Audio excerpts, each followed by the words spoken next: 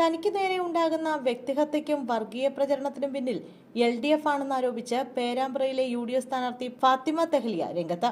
മണ്ഡലത്തിൽ പ്രചരണത്തിന് ഇറങ്ങിയത് മുതൽ വ്യക്തിഹത്യയെ നേരിടുന്നുവെന്നും ഇതിന് പിന്നിൽ പ്രവർത്തിക്കുന്നത് LDF ആണെന്നുമായിരുന്നു Fathima Thahiliya ആരോപിച്ചത്.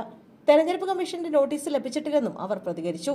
Welfare party സംഘടിപ്പിച്ച തെരഞ്ഞെടുപ്പ് കൺവെൻഷനിൽ നിന്ന് എന്തുകൊണ്ടാണ് വിട്ടുനിന്നതെന്ന കാര്യത്തിലും ഫാത്തിമ തെഹ്ലിയ വിശദീകരണം നൽകി. തെരഞ്ഞെടുപ്പ് കമ്മീഷന്റെ നോട്ടീസ് ലഭിച്ചിട്ടില്ല. മണ്ഡലത്തിൽ പ്രചരണത്തിന് ഇറങ്ങിയത് മുതൽ വ്യക്തിഹത്യയും സൈബർ ആക്രമണവും നേരിടുന്നു. ഇതൊക്കെ LDF മനഃപൂർവ്വം ചെയ്യുന്നതാണ്. പേരാമ്പ്രയിൽ വികസന മുരടിപ്പിനെ കുറിച്ച് സംസാരിക്കുന്നത് നിർത്തില്ല. അനൗൺസ്മെന്റ് നിഷേധിച്ചിട്ട് കാര്യമില്ല. അത് അവരുടെ ഭാഗത്തു നിന്നുണ്ടായതാണ്.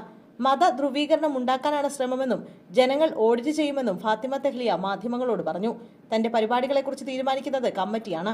പാർട്ടിയും കമ്മിറ്റിയും നൽകുന്ന നിർദ്ദേശങ്ങൾ അനുസരിച്ചാണ് മുന്നോട്ട് പോകുന്നതെന്നാണ് വെൽഫെയർ പാർട്ടി സംഘടിപ്പിച്ച തെരഞ്ഞെടുപ്പ് കൺവെൻഷനിൽ പങ്കെടുക്കുന്നതിനെക്കുറിച്ച് ഫാത്തിമ തെഹ്ലിയ നൽകിയ വിശദീകരണം. വെൽഫെയർ പാർട്ടിയുമായി ബന്ധപ്പെട്ട തുടർച്ചയായി വിവാദമുണ്ടാക്കാനാണ് ശ്രമം. തന്നെ ആ വിവാദത്തിലേക്ക് വലിച്ചിഴയ്ക്കുന്നു. അടിസ്ഥാനമില്ലാത്ത ആരോപണം ഉന്നയിക്കരുത്.